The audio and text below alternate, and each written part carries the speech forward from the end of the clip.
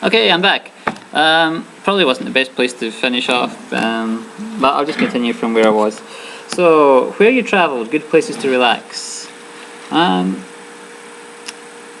It's really up to you. There's so many places in Japan that you could visit. Places I would recommend would be Miyajima, which is a little island just south of Hiroshima. Hiroshima itself is wonderful. You should really visit the Peace Memorial there at least once. It's a little harrowing, but it's really tasteful, really well done. And Hiroshima is actually a really nice city. Actually, I would really recommend Matsuyama. Matsuyama is the largest city in Shikoku. So I don't know if you've got your head around the geography yet, but Shikoku is the big island, and you're on the small island just north of Shikoku, but you're kind of encompassed. You're included in that big. I'm not explaining it well. So yeah, that's Matsuyama. Matsuyama is really good because they've got a really good onsen there. It's called Dogo Onsen, and it's like really traditional. It does take a while to get used to onsens. I wasn't comfortable with them when I first got here. Like, I didn't really like getting nude in front of my friends. But actually, I love them. You just forget it. You just forget about it. They are so relaxing. They just, you just feel wonderful after it. And you go home for the rest of the day, you're just like totally relaxed. So Dogo Onsen is really good, and it's really unique.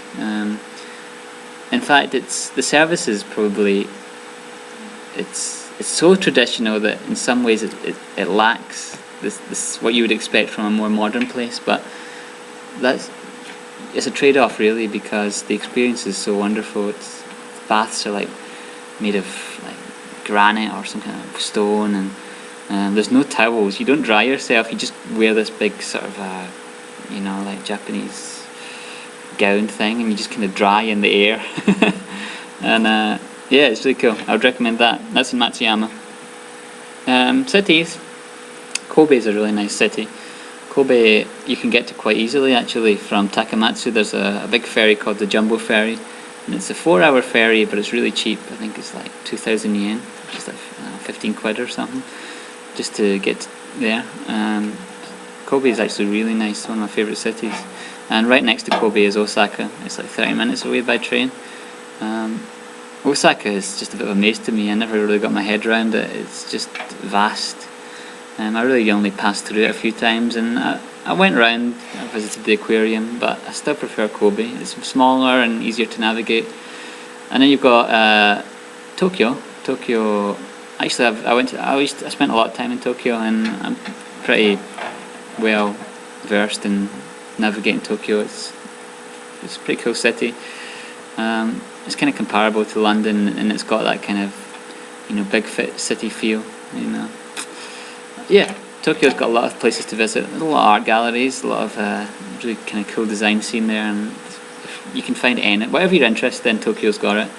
And getting there's not that too tough. I used to take the night bus from Takamatsu, which is Ichiman yen, about so it's like $100 US. I don't know, 80 quid, 75 pounds, something like that. You just get on the bus. You sleep on the bus. You get like a little chair, which is your own chair. It's not like a double chair or anything. And you've got a curtain. You just pull right around you, and you've got like your own little compartment. And it's not the most comfortable. The chairs recline more so on the night bus than they do on a normal bus, but you're not flat.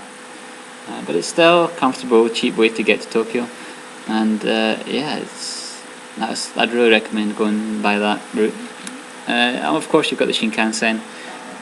It's expensive, but you probably find you use it quite a lot.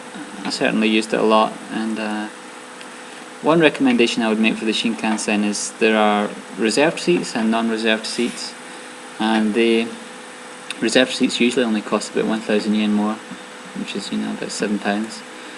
I would really recommend going for a reserved ticket, because for the extra price that it is, it's nice to have to know you're going to have a seat.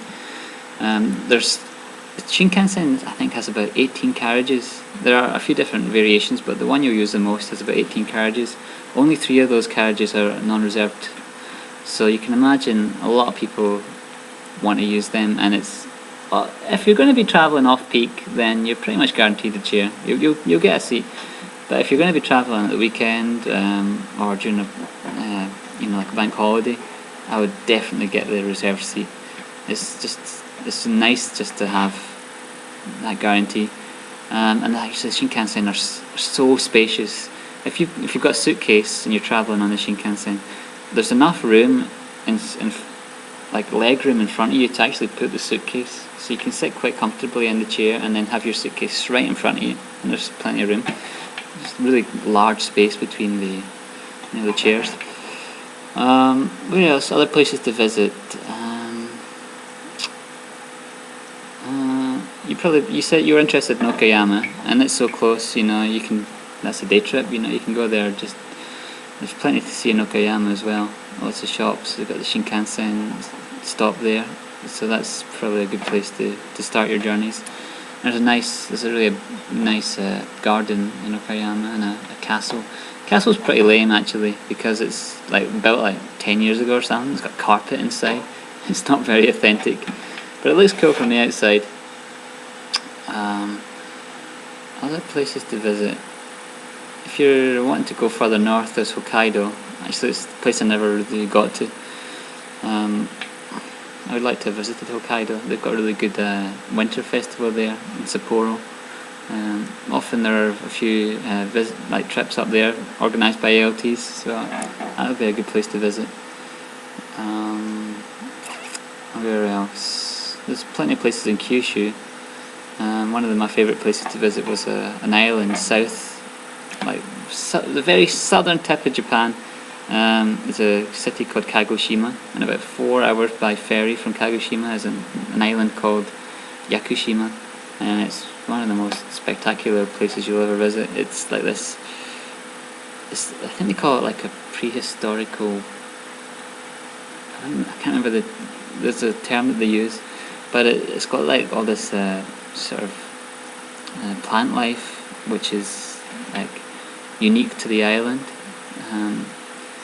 and it's I don't know if you're interested in Japanese animation, but there's a famous animation called Mononoke Hime, Princess Mononoke. It's by Studio Ghibli, and it features this kind of spirit forest, and Yakushima was the main inspiration for the forest in that animation.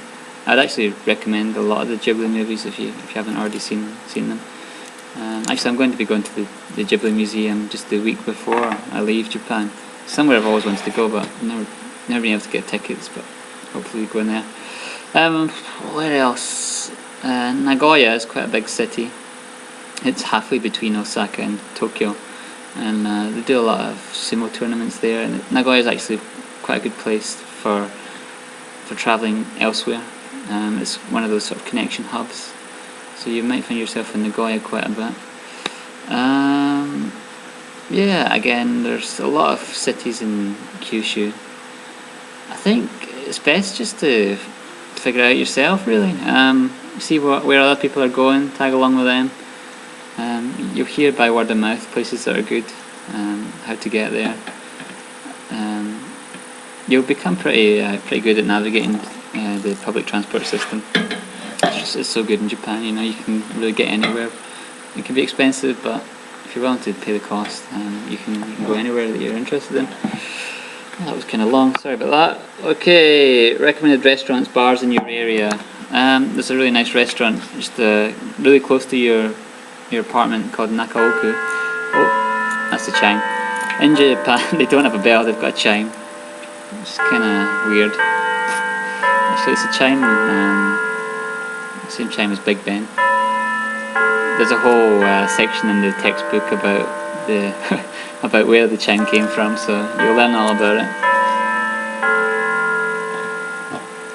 Yeah, the restaurant Nakaoku. It's run by the parents of a couple of your students, Kaito and Takato.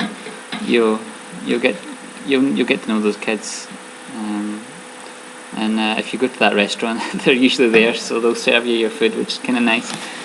And again, being a teacher, you get the preferential treatment, so you get the free teas, free coffees, all that kind of stuff. But you live in Homura, and that's actually probably one of the best places to live for restaurants and stuff. There's a nice place called Garden. It does good pizzas, which is just next to the port in Homura. There's a place called Mai Mai, which does a fantastic fish burger. I know what you're thinking, fish burger? Who eats them? But fish burger is pretty good actually there. I don't know what the sauce is just awesome. It's really expensive, 500 yen, but actually, who cares? Where else? There's a restaurant. It's more of a cafe. It's called what's it called? Anyway, the owner of it regularly attends Yurikaiwa. It's gone. I've totally blanked on it. It's just on the tip of my tongue. I can't remember. It's a really nice cafe, and I'm sure you'll be invited to go when she attends. But actually, she's just had a baby, so she might not be attending Yurikaiwa. I'm sure you'll hear about her though. In terms of bars, there's nothing in Naoshima. There's a lot of foreigner-friendly bars in Takamatsu. You'll become very familiar with them. There's a place called Amazon, which is a small little bar. It's got a big selection of drinks, spirits and stuff, and it's pretty popular. And then you've got it's an Irish pub which has only really become popular the last couple of years. It's called Shamrock. A lot of people go there, but that's kind of a more sort of quiet drinking establishment. Those are the main two bars people tend to go to. A lot of people drink at karaoke. If you go to karaoke, you just rent out a room and they're licensed, so a lot of people drink there. There's a lot of restaurants that people go to as well, Mexican restaurants and Chinese. Actually, I would never really got into that kind of scene. I guess you could say I was a bit of a loner when it comes to that sort of stuff, but I wouldn't go that far. I meet up with a lot of LTs regularly, but I'm not really much for going out drinking. But actually, if you want to get into, if you want to be doing that regularly, then there are people who sort you out, which is pretty cool. So there's that. On Naoshima, they call them izakayas, which is kind of they're kind of halfway between a restaurant and a bar, and there's really only a couple of them, and they're in Miyanora, which is where the port is. You probably won't go that often. I mean, if you've got people around, you might be able to go, but there's one place called New Olympia, but again, I never really went all that often.